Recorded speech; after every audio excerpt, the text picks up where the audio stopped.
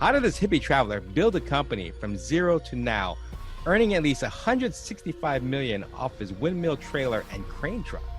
We'll take Dale on a trip down his memory lane from his early childhood and find out how he started thinking green and living green. So stay until the end for some incredible life lessons from a successful green entrepreneur. Let's dive in.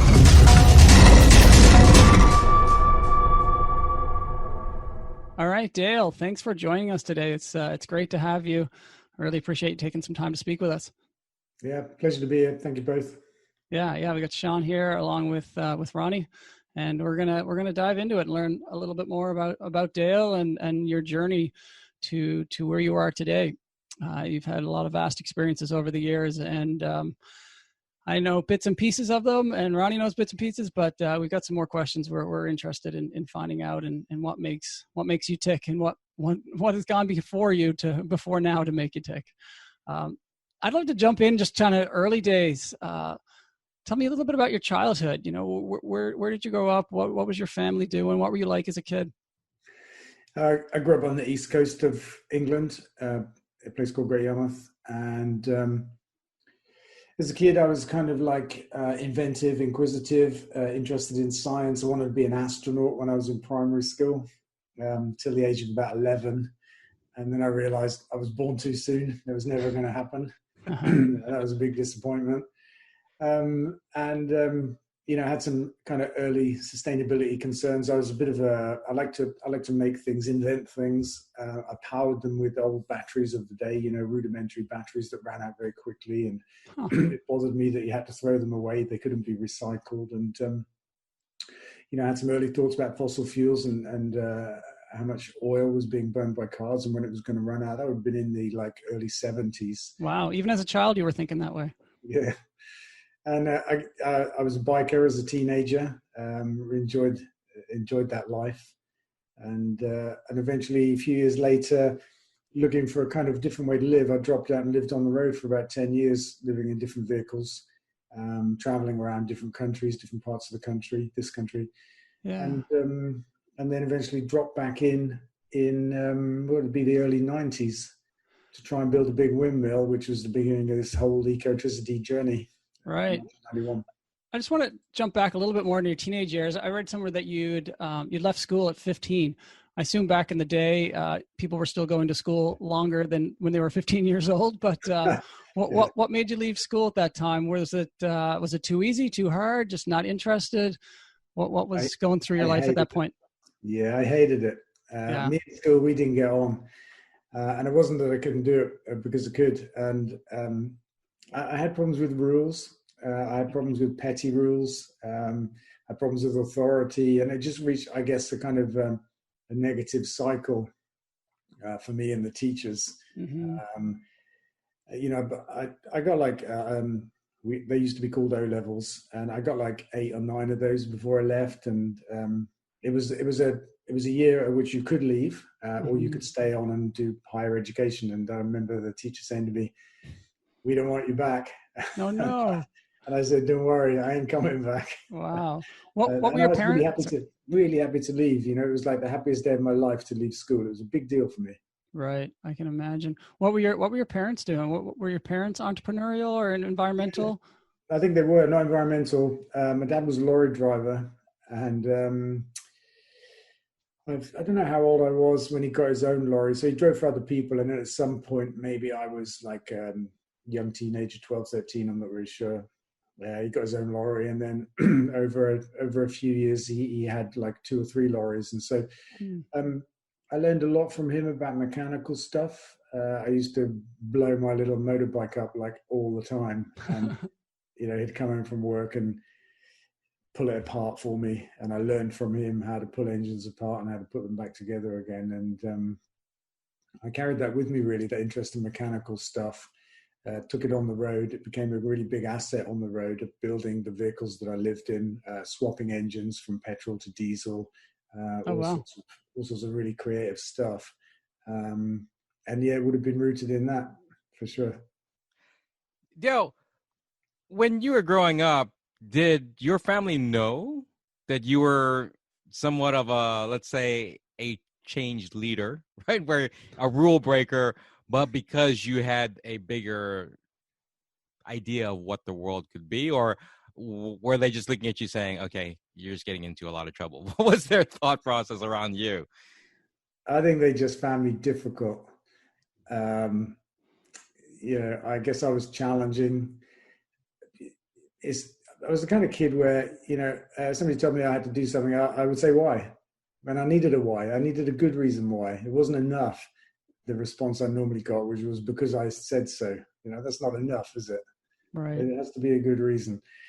And my mother, she wanted me to go on and do things that she would be considering great things, have a career as I don't know what, honestly, I don't, but she wanted me to have a career. She wanted me to go to university and all this kind of stuff. And I dropped out of school, and I was the happiest kid on the planet, and I wasn't doing anything, but I was doing exactly what I wanted to do. So that was a source of friction between us. She was quite controlling, I would say, quite bossy. And, I'm the kind of person that just struggles to have authority imposed upon them. So we clashed, and I couldn't really leave fast enough. So I did. I left. Well, was that when you went vegan in your teenage years, or when exactly did you start to give up meat? The day I left home, I never ate meat again, because I was responsible for my own kind of food, and that was like a very clear, easy, obvious thing. It just happened. I never bought the stuff. I never really was comfortable with it, and had problems as a kid talking about it. I remember upsetting them by talking about it, because it was like, they thought it was rude to talk about what it was I was eating. And I wanted to talk about it because it seemed to me, well, a little bit challenging. I thought it was a wrong thing to do. It was a little bit revolting. But to talk about which parts of an animal that I was chewing, they found highly offensive, which, today still amazes me. But I think that people that were brought up that way, accepting that meat and dairy are just normal things, I think over the years it's probably lessened to a degree, but I've always seen real offense taken by them to somebody that has a vegan outlook.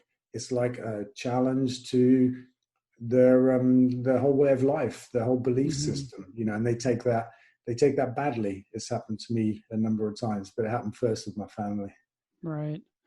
Did your parents get to see some of your success with Ecotricity? Are they still around? Yeah, they're still alive. Oh, great. Yeah. And I'm sure that relationship has evolved many times over since your childhood. Yes. Yeah, definitely. Right on. And so, it talks a lot about, there's a lot of been published about you and your New Wave Traveler days, about 10 years or so. Over here in North America, New Age Traveler is not a common term. Tell us a little bit about kind of those 10 years. What were you doing? What does a day look like? What was your mission? What were you doing for those 10 years? Well, it began just looking for another way to live. I was stuck in town, with the usual problems of somebody that didn't particularly want to have a job because I didn't want to get stuck doing something. But I realized that made me economically marginalized. I have it being on the dole or something. It's just not a sustainable place to be. And I'd been to a few summer festivals, out in the country, and I'd seen people that were living in vehicles and living a different way. And I thought that would be a really cool thing to do. So I got an old truck and hit the road. That was at the beginning. And so at the beginning, it was all about exploration. It was, I didn't know where I was going. I just drove looking, hoping to bump into somebody and some people. And so in the beginning, it was about exploring that, finding people, exploring that way of life. And really, it was about survival. I spent my first winter that year living outside of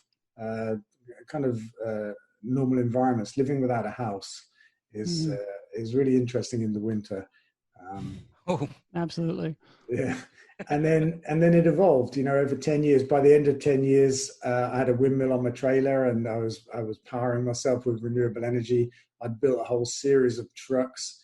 I had one with a crane on the back. I was doing all kinds of different things, running a mobile phone service at a big festival called Glastonbury, for example. This is the early 90s when mobile phones first came out. And I don't know if you remember them, you guys.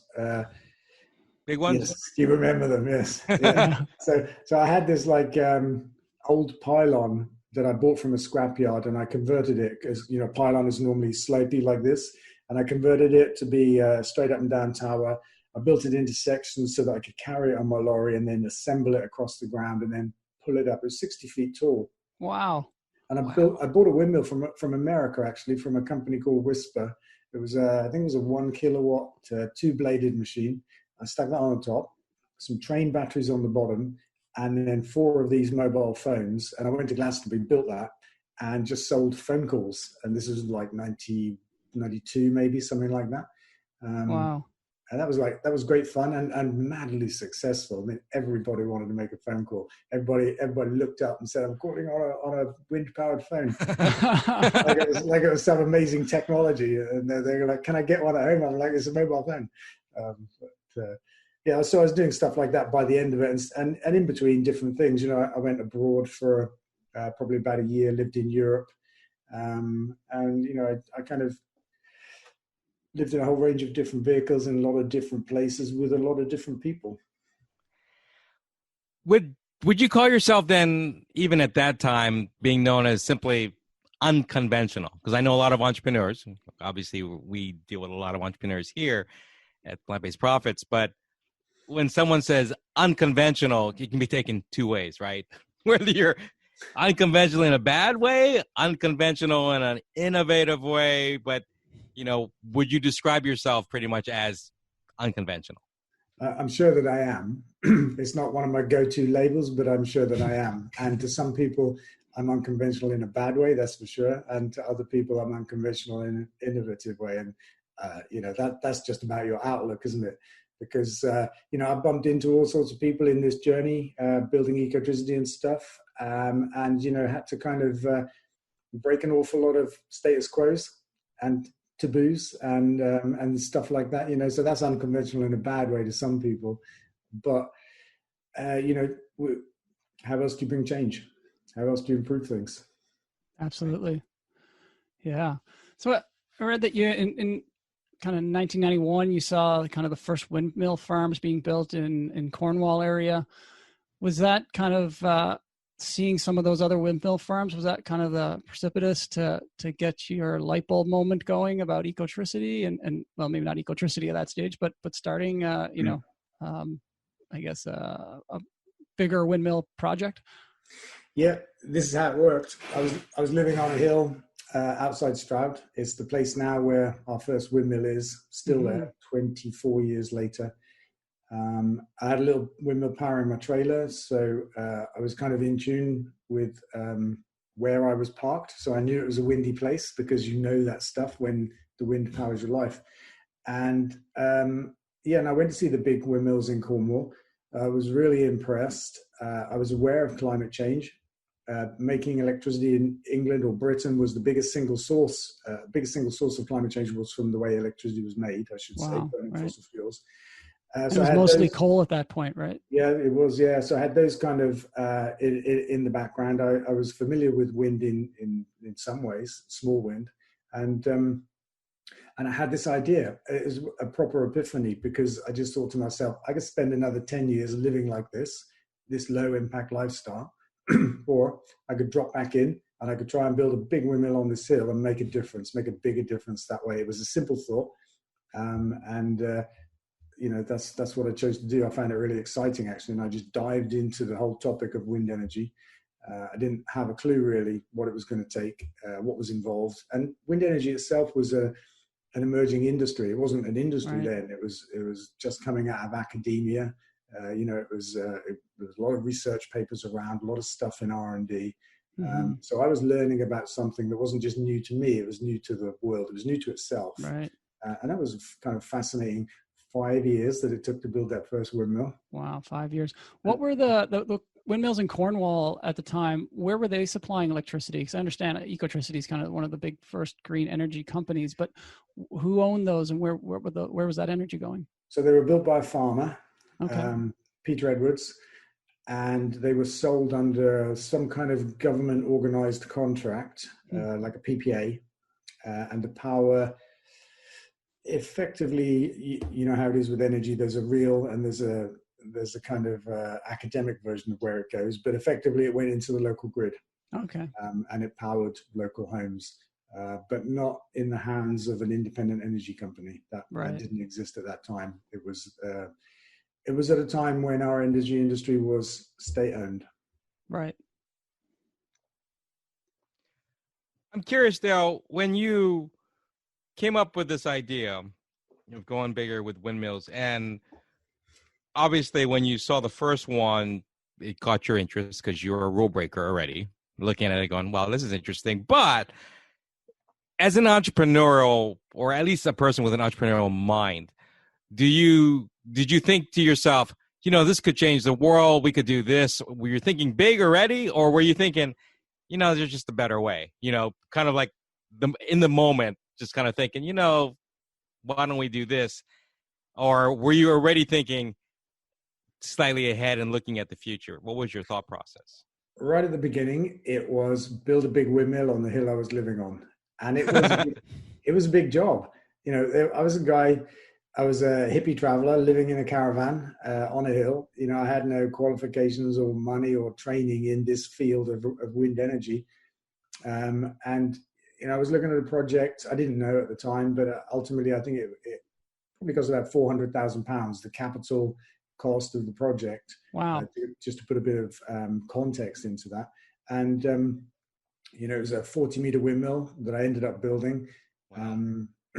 So it was like a big ask already. But by the time I built it in December 1996, before that, by about a year, I could see it coming. I'd solved the last of the great hurdles, and did start to think about building more windmills because it seemed natural, to do more. And I went to see the local power company because they were still the monopoly energy providers at the time. And if you exported into the grid, you had to sell your power to them. And I went to see them to say, do you want to buy a new kind of electricity, the green kind? And they just laughed at the idea and offered me a rubbish price. But at the same time, I was aware that the energy industry was liberalizing. It was privatizing as well. So it was going from public to private hands. But at the same time, it was possible to start a new company and be an energy company. And so I left that meeting with the local monopoly that was publicly owned at the time, and just determined to start an energy company to cut out the middleman, because to build more windmills, I had to get a fair price for the power, and I couldn't get it that way. And that's how Ecotricity was born. That was actually 1995. So the year before I built the first windmill. Wow. So timing obviously is very important in business. And, if you'd start that 5 years earlier, it was still a monopoly and that would not have been an option. Yes, it wouldn't have been possible at all. Yeah, wow. I mean, that's perfectly correct. Where did you get the funding? Obviously, you're living in a truck and you're going to go try to raise $400,000, 400,000 pounds for your first windmill. Who took the chance on you? Well, it was a problem I left till later. I didn't try to tackle that at the beginning. I did chat to some local banks, and they just looked at me like I was from another planet. Right. And so I left it, and I really took these problems as they presented themselves. When I dived into the world of wind energy, I discovered the first thing that I needed was a wind monitoring tower. I had to measure wind speed and direction at the hub height of my intended machine for 12 months, and then use that data to make a long-term prediction, because it was a key part of the business plan, the financial model. I didn't have the money to buy a tower, so I made one, and I put it up with my own crane and started measuring the wind. And it turned into a business, improbably, because a farmer in Swindon asked for one, and then Scottish Power, a big utility in Britain, got into the wind energy game and began to need quite a few. And And so that actually turned into a business, and it paid for the Ah, next steps of my project, which was to get planning permission, negotiate the grid, all that kind of stuff. And so by the time I came to being ready to need the money to build a windmill, I right. hadn't earned it all. But I bumped into a bank called Triodos, a Dutch bank, just moved to England, and they were willing to fund 80% if I had the other 20%, 60 grand or so. Yep. And I had the other 20% then because of, this master business. So that problem got solved at the very end of the 5 years. Wow. Wow. Very serendipitous. Again, timing is so critical. Yeah. Yeah. And, I do think that it's kind of an important lesson I would take from that. If I looked at the 5 big challenges of building a windmill as a whole at the beginning, and the probability of being able to do that, I would have concluded that I couldn't. But I didn't do it that way. I just took them one at a time, chipped away at them, and then circumstances in the background changed, and actually, eventually, 5 years later, I built it. So. That's a very key point there, that some people will look at a map, look at the destination and say, okay, can I make it? Can I not? What are my routes? And you just basically followed the line of the road. Whatever came up next, okay, we'll deal with that. We'll deal with that. And really didn't think too deep in terms of all of the steps needed to make something happen. You just almost let it flow. Yeah, that's a good analogy. The road analogy is, but yeah, it's like, it's a lot like that. I just dealt with what I could and left the other stuff. Sometimes it was running in parallel, like the grid connection conversation took place over 2 or 3 years, and it was a real problem. But I kept on it, did the other stuff, and eventually the whole thing just came together. So, yeah, and I do find that, I have conversations all of the time, let's say on social media, for example, about what's going to happen next in the world, about environment stuff. And it's a common mistake for people to look at what's possible today and say, yeah, but that can't be done, and not to see what's coming, because what's coming down the road is often going to enable something that can't be done today. And so I think that you've got to balance these factors when you're looking at trying to implement an idea. For example, you've got to be rooted in what's possible today, but you've got to see what's also going to be possible in a year or two's time and blend the two. Right. Absolutely. In your early years, what were some of your first hires? Who were the people you were hiring first? What did it look like? Kind of the first, dozen or so people you had when you had to actually create an office and an actual business. My neighbor was the first hire. Oh, so I ended up moving into a house probably around 93. I'm not really sure, and that was a difficult transition for me, but it did. And we had a great neighbor on one side. We had horrible neighbors everywhere else, but a great lady called Sue. And at some point, I had an office for a while, just me in the office. At some point, we needed another person, and she became our second person. And what was her role? Running the office, I assume? It was kind of like everything, because we were like, that made us a 2-man band. But sure. Her brother was into civil engineering, and he worked on the project for me on the foundation and the roads and stuff like that. And he's worked on every wind project we've built in the 24 years since that. No way. Does all of our civil engineering wherever we go in the country. So it's a great long-term relationship. Yeah, that's fantastic. It's nice to have those early employees still around and just know the history and the nostalgia of the whole project and the whole business. Yeah, and I think relationships are important. When you treat people right, if you're decent and honest and open, and they are with you, then you form a great bond, and you find yourself working with people you can completely trust, and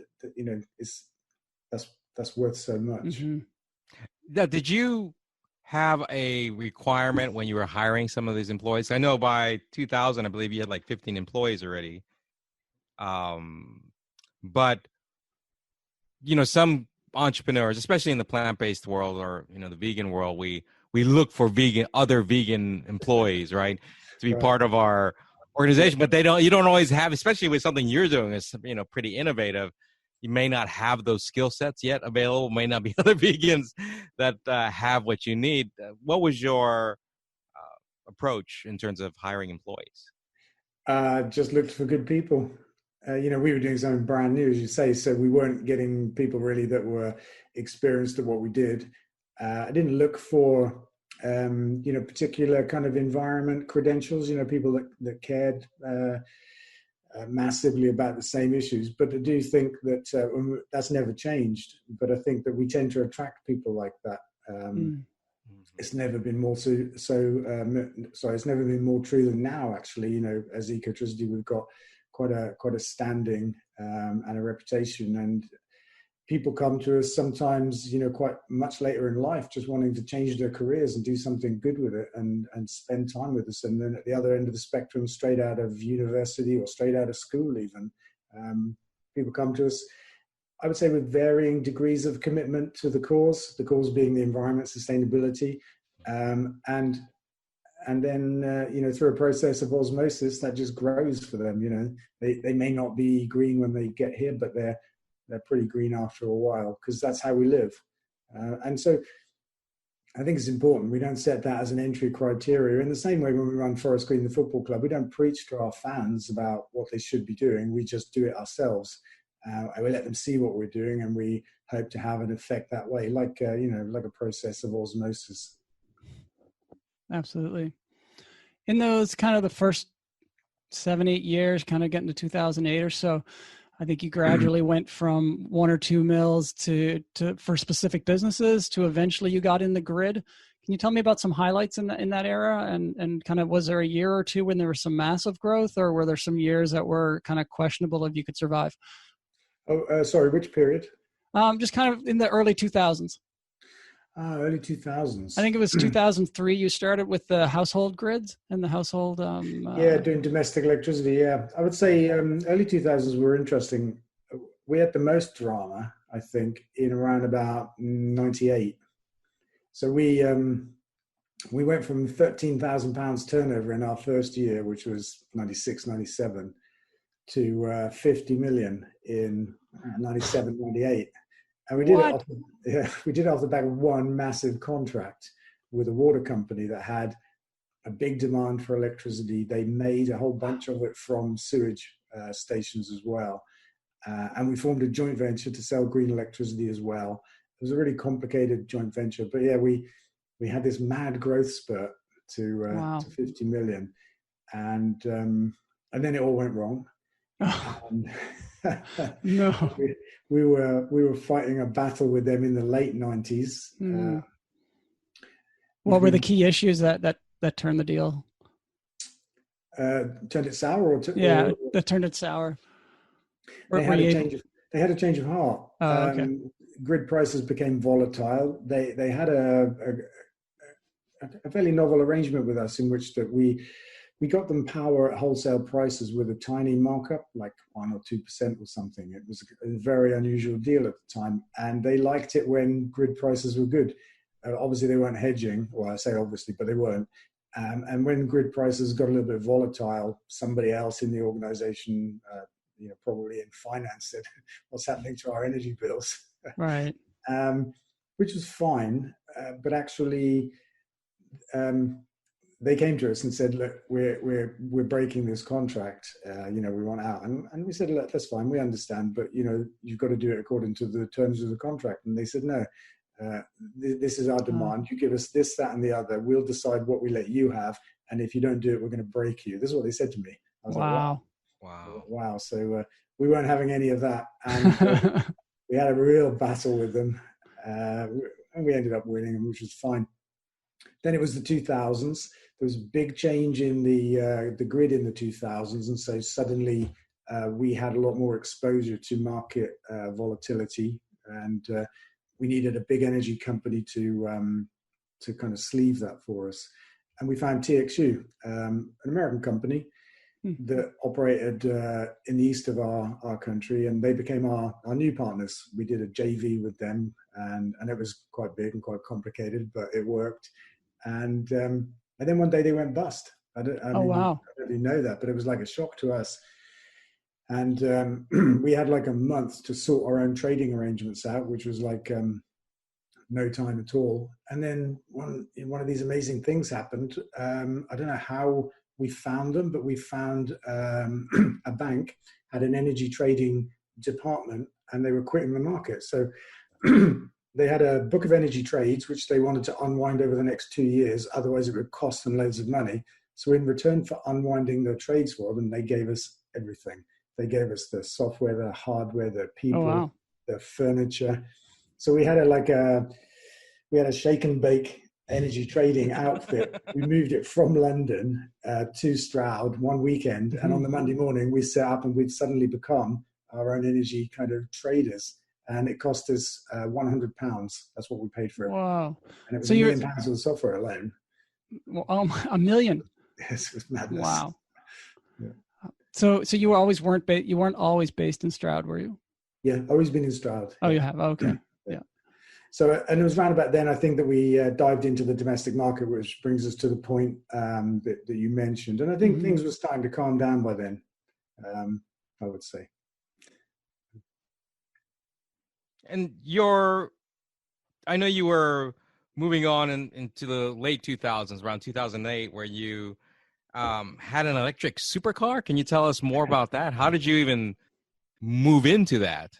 Yeah, I wanted a greener car, and I've been a biker all my life. And I remember writing a blog post about being a bit of a petrol head and a bit of a tree hugger at the same time, and I wanted to square those things. And so I looked around for an electric car in 2008, and you know what? You couldn't buy one.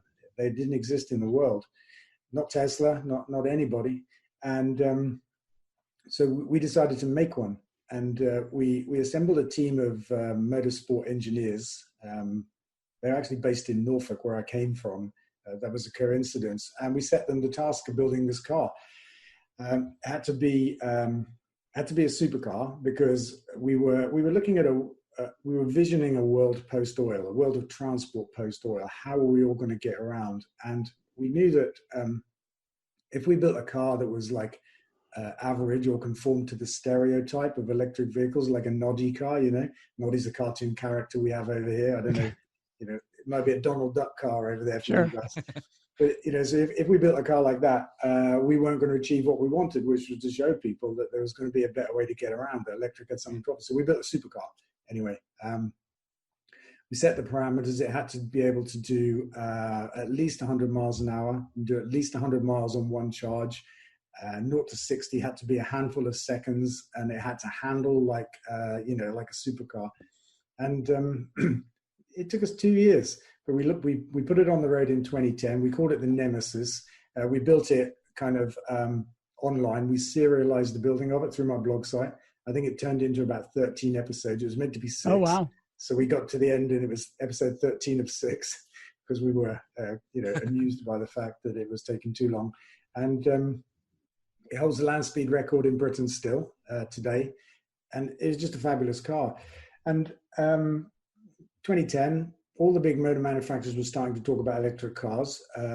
Teslas were beginning to be built in Norfolk, funnily enough, by a company called Lotus, and they were being flown to the States. This is the very early Tesla, I don't know what it was called.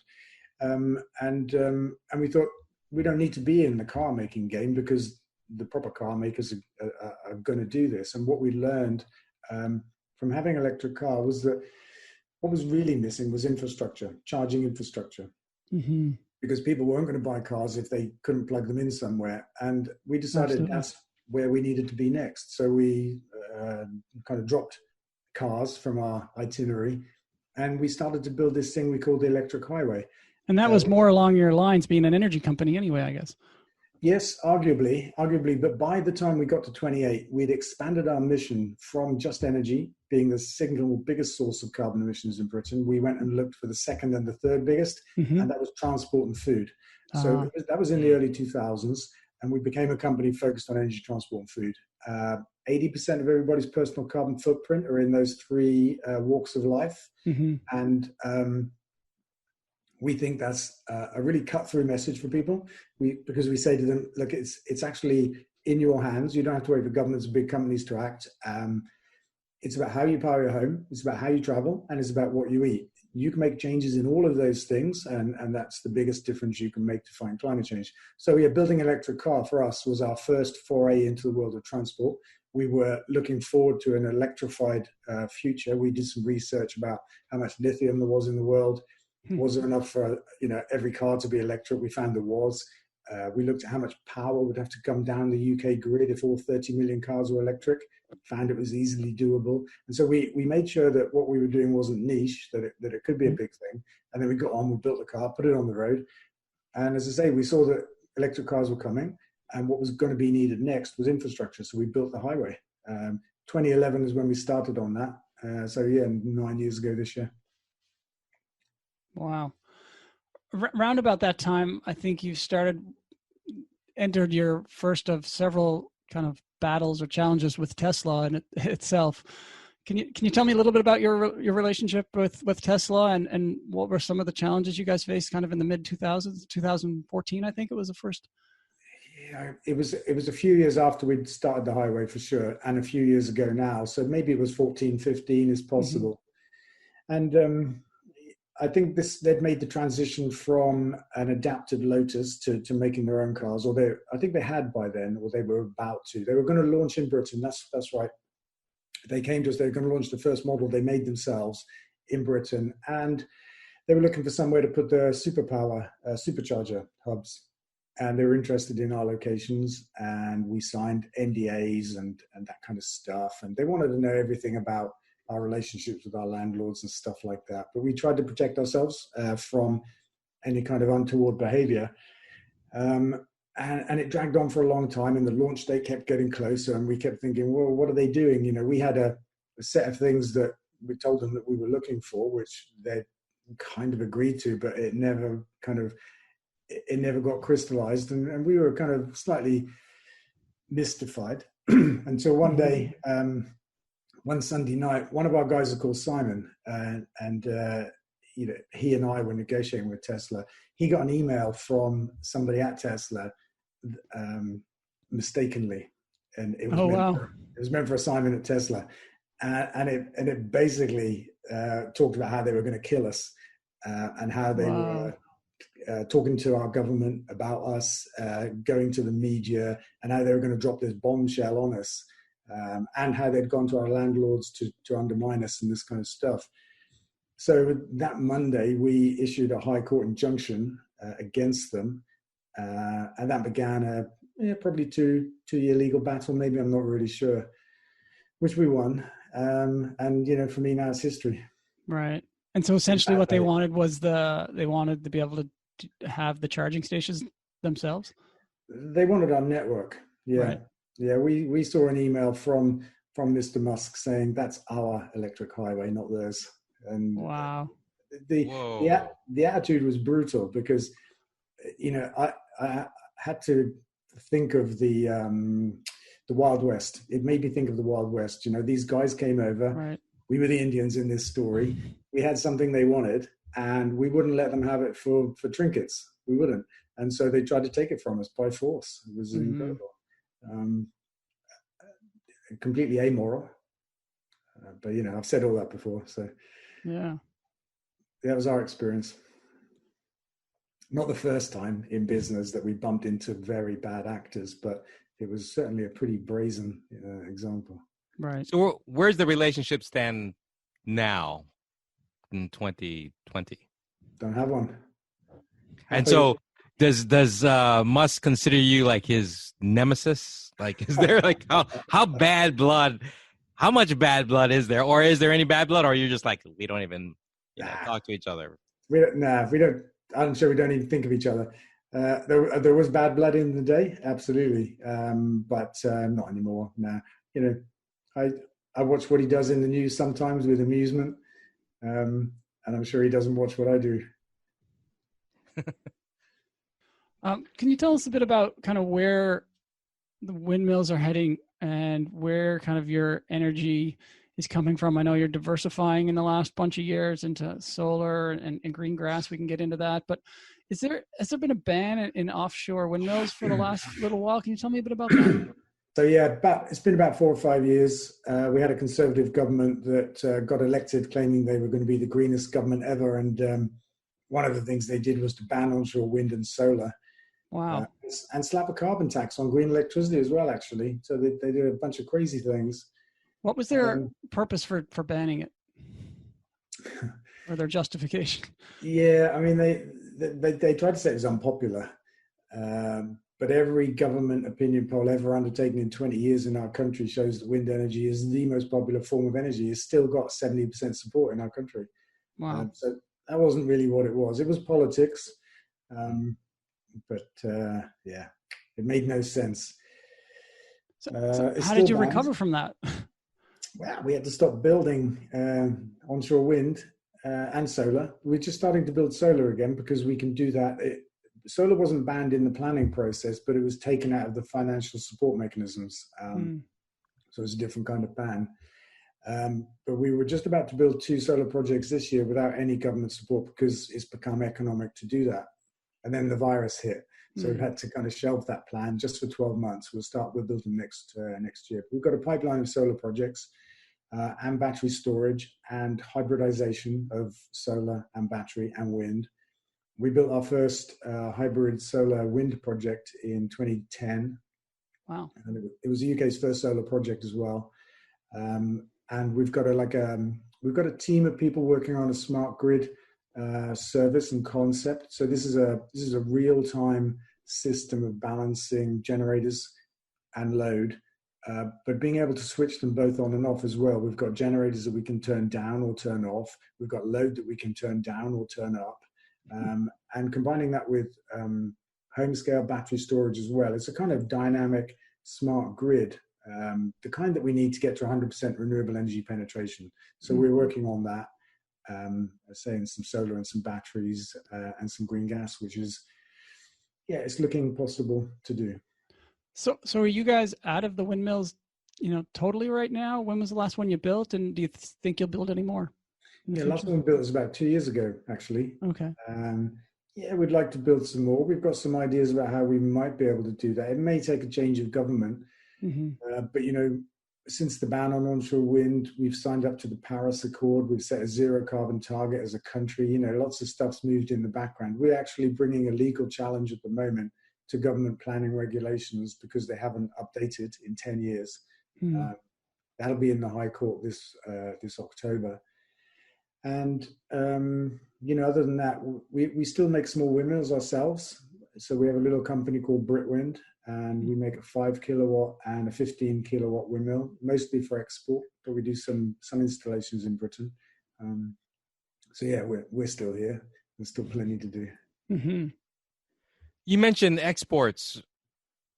As far as international acceptance of this or growth for windmills or even green technologies, period, right? Talk about solar, wind, and we'll talk more about the energy from grass as well. But what's your take in terms of the international response or embracing these green technologies? Because it's one thing for the UK, right? Because we know the UK leads in a lot of areas, we notice, in terms of plant-based lifestyles, right? And green, at least to us Americans, where we're looking going, hey, it seems like everything's being tested in the UK. It's like, what? They've got, how come we can't have that here? Why can't I have a plant-based, chicken nugget or pizza? Why do I have to go, to the UK first? So in terms of the international expanse, so what's your take on that? Do you see it growing bigger and faster now internationally? Orders coming in maybe for the windmills? Yeah, absolutely. So, I mean, it's a particularly kind of niche kind of market amongst all things green, small windmills. But, there's a big market for it. I think our most recent export was to Australia, and we've got a market in Japan. Don't think we've shipped any stateside yet. But I mean, I was in the States maybe 10 years ago, and it's funny because at that point, I think it was in California, and as a vegan, it was fantastic. I could find eating out was way better than eating out in Britain. I really loved it. So it's an interesting perspective that you've got there. Really? Yeah. Because I understand California. I'm in North Carolina, right? It's East Coast. I mean, I have pig farms right around us, right? This is the land that I live in. Yeah. But California, I expect. But Okay. I thought with Happy Cow and some of the people I've talked to, like Ken Spector of Happy Cow, UK is huge, right, in terms of restaurants and the growth. I think it is now, right? 1 in 8 people in the UK being, plant-based and growing. So I'm shocked that you would even think that, it's even better in California than the UK. Yeah, I'm not saying I think that now. Just saying that when I went there, it was somewhere between 10 and 15 years ago. I was like, oh wow, this is like awesome. But you're right. What's happening in Britain now is amazing. I mean, vegan stuff is everywhere. It's in all the kind of places you might least expect to find it. Kentucky Fried Chicken, right, Burger King, McDonald's. Everybody's dabbling. But there's a lot of really good stuff happening as well. A lot of vegan organizations. There's the odd vegan football club, obviously. Yeah, we'll get into that for sure. Before we just finish up with Ecotricity, tell us a little bit about how you see maybe the kind of two-part question. How do you see the next 10 years? Where's the energy coming from? What's Ecotricity? I know you're branching out. You've got a cell phone company, mobile phone company going now. Where do you see the Ecotricity for the next 10 years? And where do you see the energy coming from? I think our view of things matured a while ago. In terms of electricity, we see it coming from the wind, the sun, and the sea. And we've had some R&D projects in wave power before to try and harness that third aspect. It's the most difficult one. The wind and the sun are very mature now, very economic. They're huge industries, and that will happen. And we can get to 100% green electricity in our country. We could do it in 10 years if we wanted to. Wow. That's happening. In terms of gas, green gas made from grass is the future. We've mapped out what's possible in our country using marginal grassland, and we can make enough gas to power all 26 million homes here just from grass. So that's how we see it. Wind, sun, and sea for electricity, grass to make gas, and we've taken care of energy from a kind of sustainability, carbon neutral kind of point of view. Is that grass gas happening now, or is that still in the R&D stage? And how close is it to becoming, economical? The tech is there. And so it's using a process called AD, which has been used for quite a while. Typically, it's been used to digest food waste and energy crops. We brought green gas as a concept to Britain in about 2010. And we looked for another way really to make it, because there are problems with food waste and there are problems with energy crops. Neither of them are ideal. And we came across grass as an amazing crop with a very high energy content. The land that we use to make our grass, grow our grass, will be organic. It will be a wildlife habitat. And if you look at our national plan, we'll create something like 75,000 jobs in the rural economy. Wow. Avoid the burning of about £6 billion worth of fossil fuel gas every year, which just goes up in smoke. Right. And turn millions and millions of hectares of land organic and into wildlife habitats, as well as create compost. The one output of our green gas mills is compost, fertilizer. So we can replace artificial fertilizers as well as part of, so it's an amazing opportunity for the country. There's a lot of work we've done there. So I was just talking today about our first gas project. And we hope to start building it maybe later this year, and we're thinking maybe we'll be turning it on sometime around this time next year. Wow. Look forward to seeing that. That's fantastic. Curious as far as the response from other industries, because obviously you're a rule breaker. You are a change leader, right? in not just seeing change, but really leading the change in many respects. So what's been the pushback, if you will, from industry, and how have you handled that from other industries that are, of course, obviously competing with you? Which kind of industries? Do you mean competing in the green space? Right, in the green space, or even just, let's say, your typical oil and gas industry that's going, well, this green technology, are they trying to stomp it out? What have you have to deal with? Well, I guess that's changed along the way. At the beginning, I think I mentioned I went to see our local power company and said, do you want to buy some green electricity? And they laughed at the idea. So that was their initial reaction. About 5 years later, those very same people came to see us at our office in Stroud and said, oh, can we have a joint venture in this green energy thing?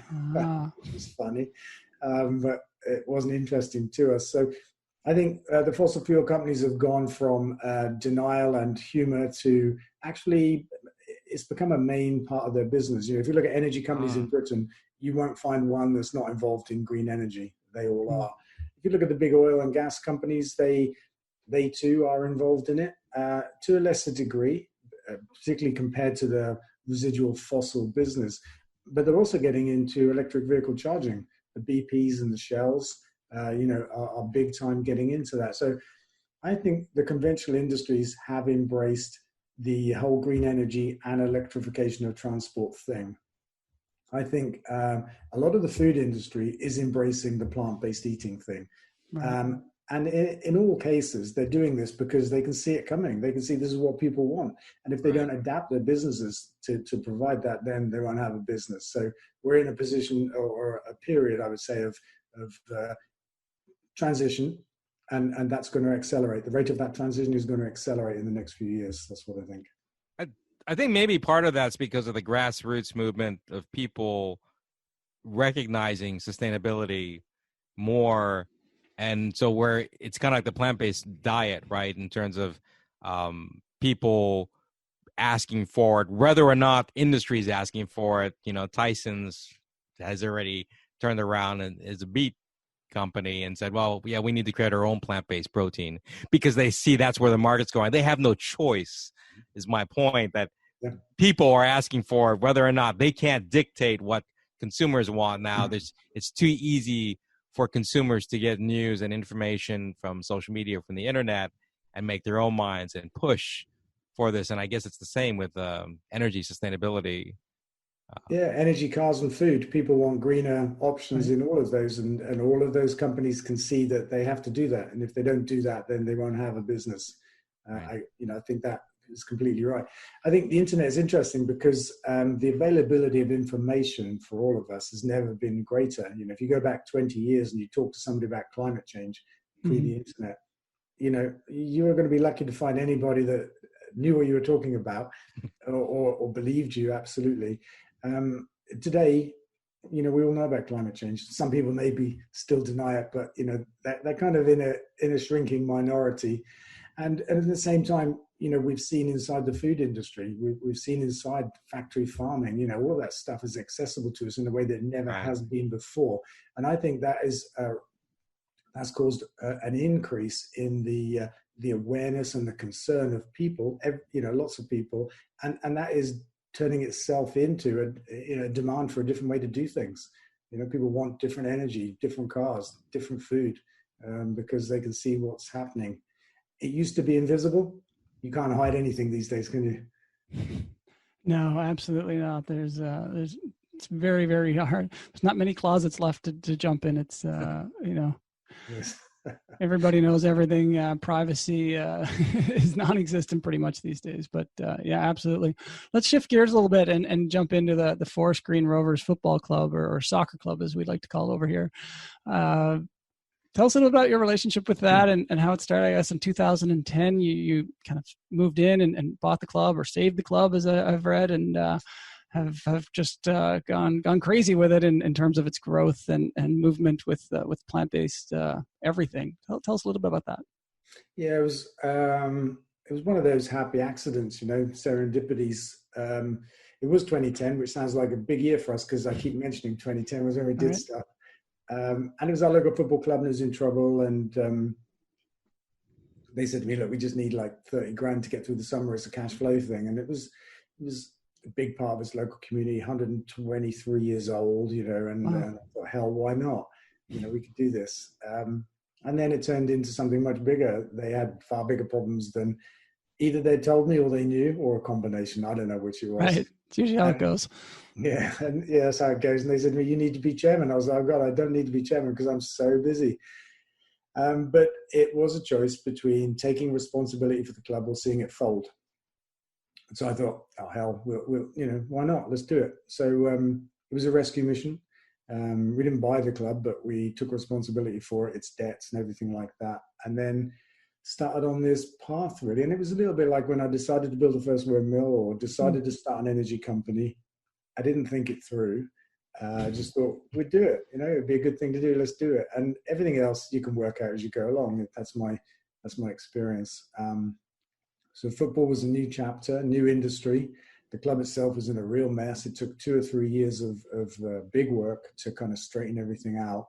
And, kind of on day one almost, I bumped into the problem that the club was serving meat. So, that's how little I'd thought it through. I didn't think, I'll have to go in there and change everything. I just went and then went, I've got to change that now. And so we started by banning red meat in kind of like October that year, start of the new season. And the tabloids over here had a field day with that. They called it the red meat ban, and we loved that because, it was, I bet you did. It was notoriety, it gives us attention for the issues. We got to talk about why we'd done it and that kind of stuff. And we started a conversation with our fans about it. And we took the club vegan over a period of maybe 3 seasons, maybe 4, which is what we are now. And we did a lot of other stuff as well. The pitch went organic. We put solar panels on one of the stands, done all sorts of stuff. But we make great food. This is the key to it, I think, as a vegan football club, is getting away from that stereotype of vegan food having something missing and actually just presenting food that's fantastic. And so our fans love our food. Away fans love our food. Fans of other clubs love our food.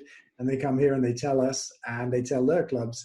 And it started to percolate out into the leagues. So other clubs are now putting on vegan food because their fans are telling them that they want it, which comes back to the earlier point we were making, that when people are asking for this stuff, businesses has no option but to actually provide it. So Forest Green has been an amazing experience for us. We thought early on, this would be a really challenging audience, to bring sustainability into football, to talk to a football audience about sustainability. We won't be preaching to the choir, but that made it kind of more worthwhile for us. And we hoped that we could talk to people that were passionate about football and get them a little bit passionate about the environment. And this worked beyond our wildest dreams. We've ended up hooking up with the United Nations. We're part of the Sport for Climate Action Program. I've become a champion for that, climate champion. And we've got this global reach now as a club and as an industry. And, it's beyond our wildest dreams, really. The degree to which our work in making a football club sustainability has become a bit of a blueprint for sports around the world. It's more impact than we ever imagined we might have had back in 2010 when it all began. I'm still confused as far as how it's taken off so big. And I hear this a lot in terms of sustainability and football. I was just telling Sean that there are several initiatives that have moved forward that the Plant-Based Network has been involved with around this whole growing movement. But it still shocks me considering 90% plus of the fans of football, again, soccer for our U.S. audience here, is male, right? Male, meat-eating males who you don't necessarily think of as concerned about the environment or recyclable plastics or sustainability in general or plant-based diets. Definitely an issue or a point of contention among people here in the debate.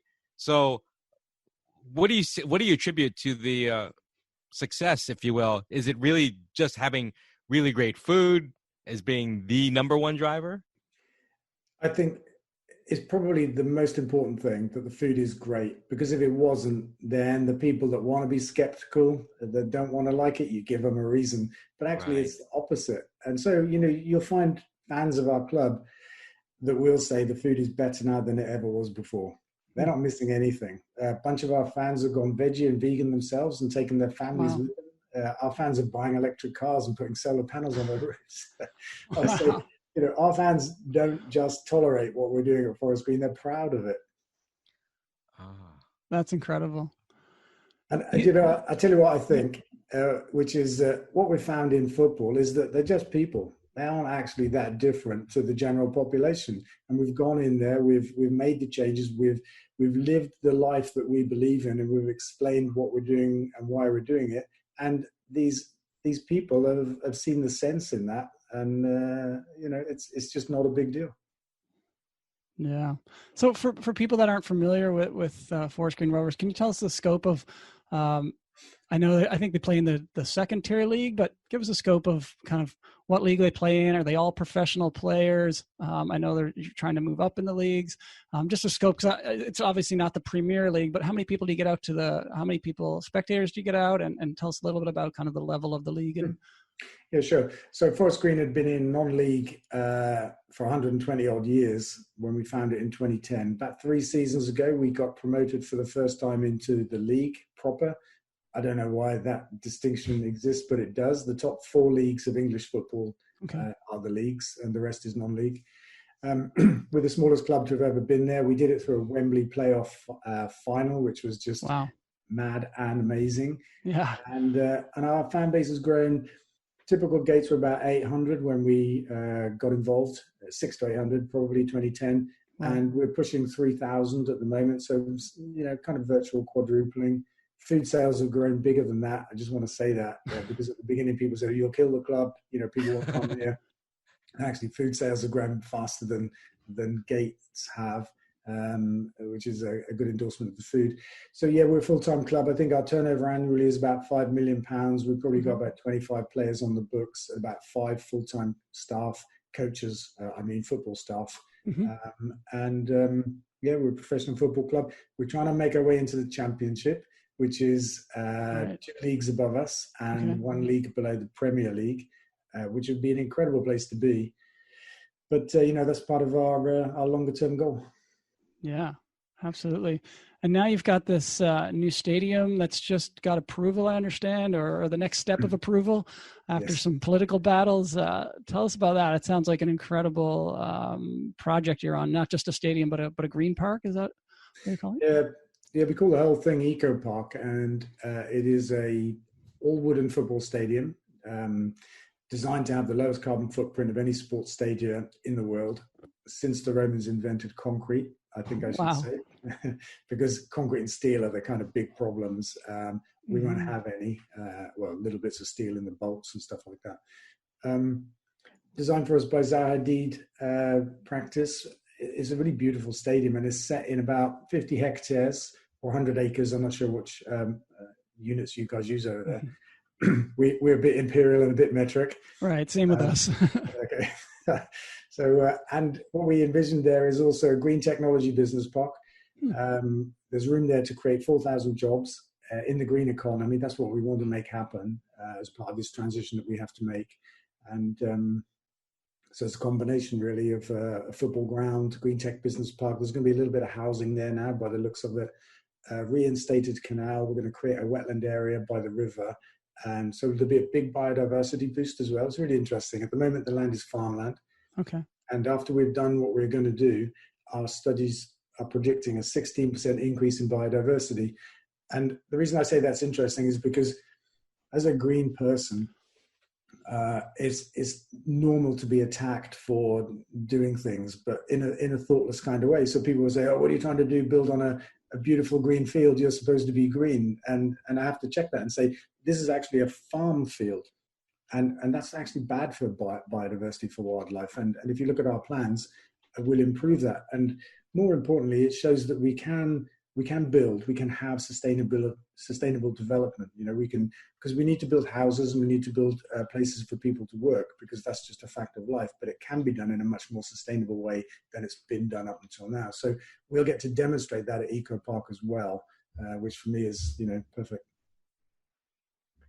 Fantastic. Yeah. Well, I've seen pictures of the design. We'll put those in the show notes for sure. Looks fantastic. When do you see kind of the first match happening on the field? I think somewhere between 3 and 4 years from now. We've still got a lot of work to do. Yeah. That's the way it is. That'll keep you busy. But yeah, but that's the stadium, that we think will take us to the Championship and keep us there. Mm-hmm. It's in the right location in terms of access in our county, Yeah. and it'll be big enough and all that kind of stuff. So it's part of a kind of long-term sustainable plan. Fantastic. Dale, when you're so visionary as you have been, whether you by accident or not, right? You've been able to do a lot of things, and I don't think there's any entrepreneur, plant-based or otherwise, that would say that you're not visionary. What do you see as the future of, or what is it you would like to see? Like, what is your end goal? When do you say, I'm done. I'm good. I've done my part in this life, and I can die knowing that I made an impact. What is your end goal? Yeah, I kind of don't have an end goal. I think, I'm a bit of a perfectionist by nature, so I think it's impossible to see a future which is perfect. So I can't have an end goal. All I can do is seek to make progress, and I really want to see more sustainable living. And it breaks down into them big three areas of life. I want to see us stop using fossil fuels and just use renewable energy, electrify transport, and stop eating animals. And any degrees of progress towards those targets, they work for me.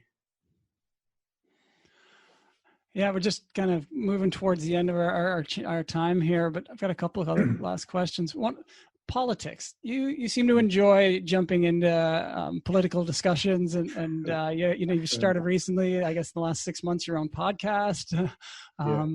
What's it? Carbon Zoo. What's it called?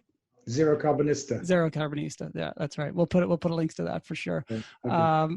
Do you ever? Does it interest you to become involved in politics in terms as in running for leadership or politics down the road? It has recently, yes. Yeah. I would say increasingly in the last couple of years. Yeah, fueled by a bit of frustration at the direction of travel of the previous couple of governments, the anti-green governments that we've had.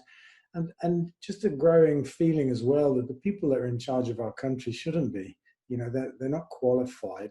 They're not qualified in life experience, let alone in any other way. And, they're making foolish decisions that affect us all. And it bothers me. And I feel a little bit compelled to get involved and say, well, actually, I could do a better job than that, actually. Yeah. So it's on my mind. Yes. All right. Exciting.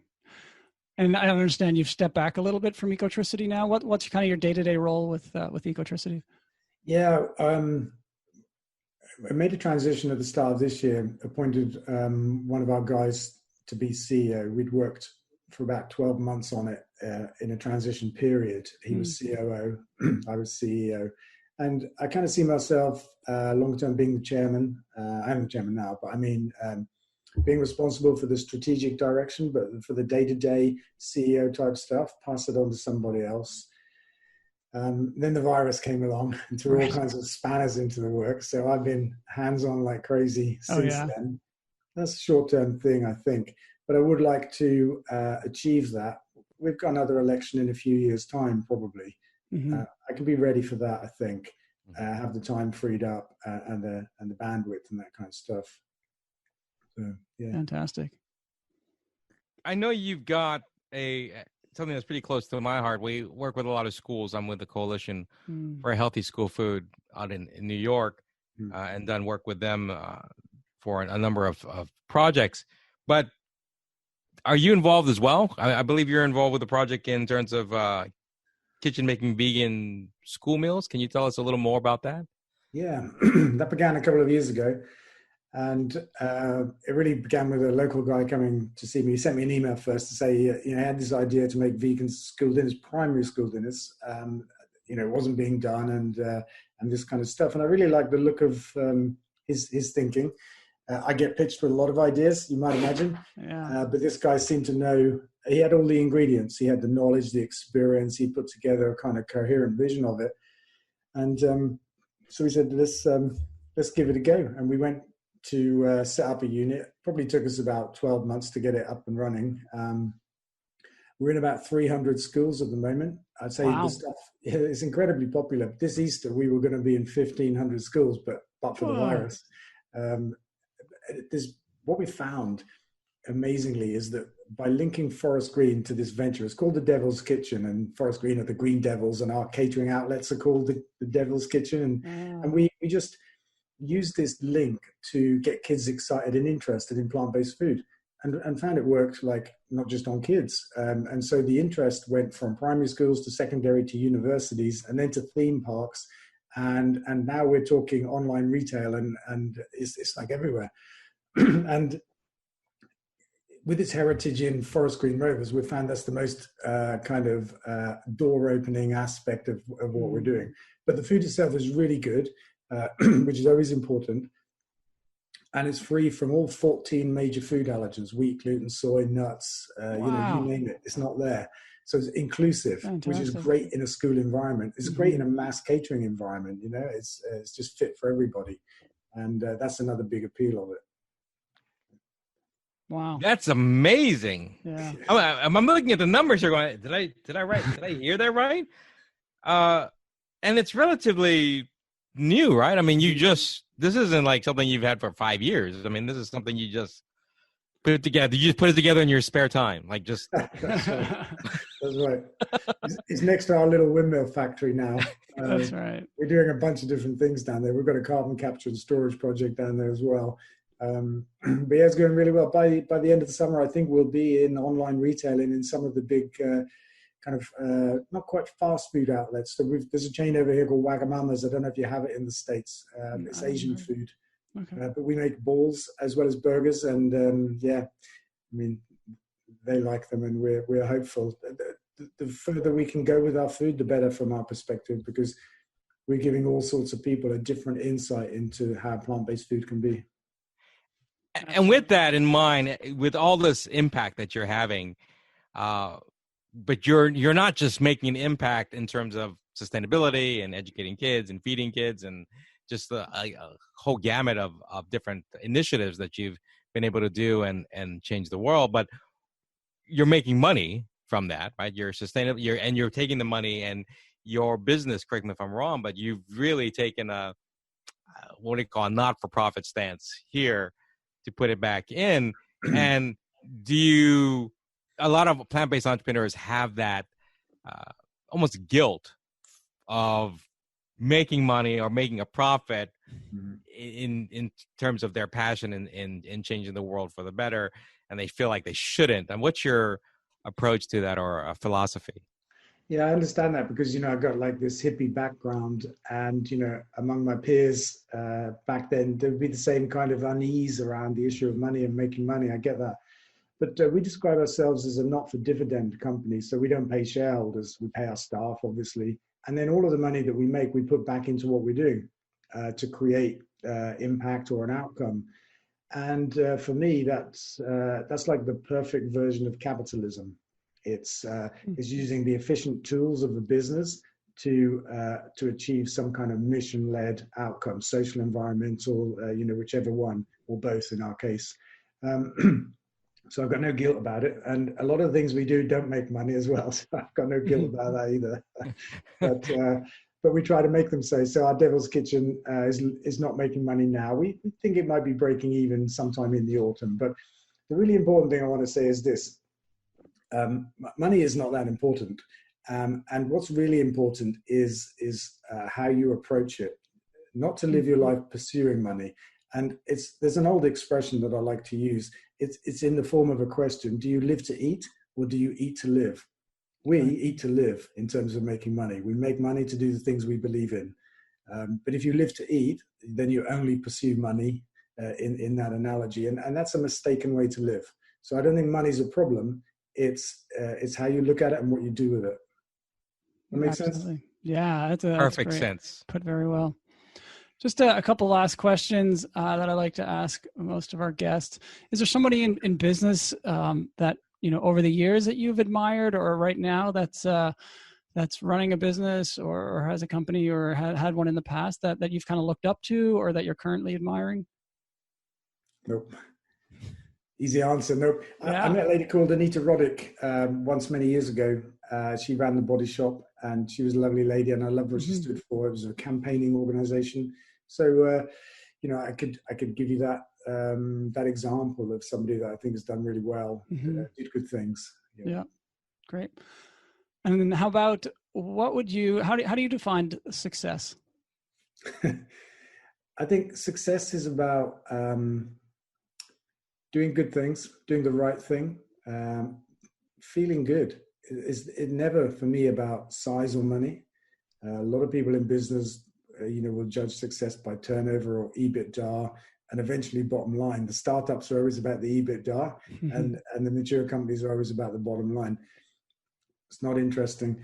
It's not about having money. I think friendships are a great measure of success. The way that other people see you. Reputation is the biggest, I think, measure of success. All right, Ronnie, what did you think of that conversation with Dale? Amazing. Inspiring, if anything, inspiring and motivating to know that there are other people like us, right? That will go with the flow. We don't always have everything planned out.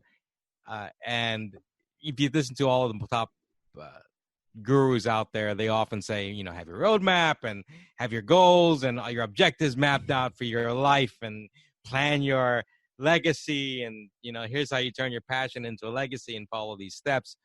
And some people just go with the flow, and he doesn't just go with the flow. He's made some huge impact. Right. People are following his flow. That's the beauty of it. So absolutely inspiring. Yeah, I love it. I loved how, they say history repeats itself. And, you listen to his childhood and, so much of it makes sense. His tinkering with toys and machines and his, his reluctance to fall into place with authority. And it all just, it roams throughout his whole story. And I love it. I remember hearing a quote once that said something about like passion. People's passion is really solidified between the ages of 13 and 15 and stays throughout their whole life. And, the people we've been talking to, it really, really shines through. I'm amazed how early and how aware he was of the climate and just the, the animal abuse that goes into eating animals at such a young age, back in the late 60s and 70s. It's incredible that he was that aware as a young man. As a rule breaker, right? He's been true his whole life to his beliefs, his core beliefs. And we often question ourselves if we're not keeping up with our own family's beliefs or with society's beliefs. And he's definitely unapologetic for it, which is refreshing. Absolutely. Right? You come in and he's proud of it. He stands up, and I wish I could go back in time and be more of a rule breaker like he was. Yeah. And, I struggle with, whether we could have talked to him for hours and maybe we'll get him back on again to dive even deeper.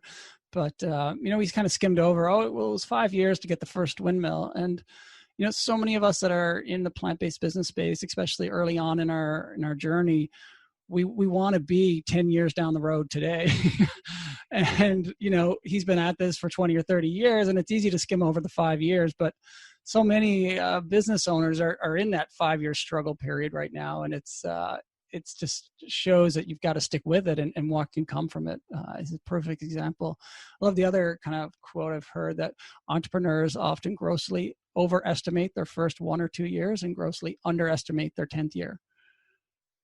And I know I'm guilty of that for sure. You start up a business, you hang your shingle, and you expect the population just to flow in, and it doesn't happen that way. And looking at Dale, he's just stuck with it, and within a couple of years, he went from 13,000 pounds to 50 million pounds. But if didn't get through that first 5 years building the first windmill, he never would have gotten there.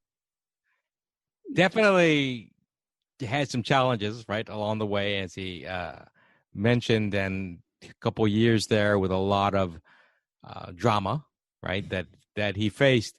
But as you just pointed out, he did this big ways where he wasn't doing that well, and the next thing you know, he's got 50 million contract with but as you mentioned, a large client, right? Mm-hmm. That changed things, and then he was able to turn that in, and other things came along the way, kind of build, and assume something's going to help, you along the way to change things. And I just love that attitude where you don't necessarily have to.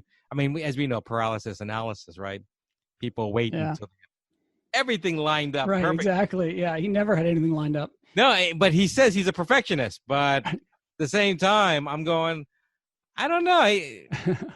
He's, like I said, very extremely motivating and inspiring. Mm-hmm. Yeah, and just like, his definition of success of, the people around him and the impact he's made. Like, just think of the enormous impact that his companies and his organizations and his philanthropy that has made on the climate and the people of Great Britain. It's just incredible. If none of this was created, it would have been a disaster. And it's amazing that just the impact that he's had in his lifetime, and he's not slowing down anytime soon by the sounds of it.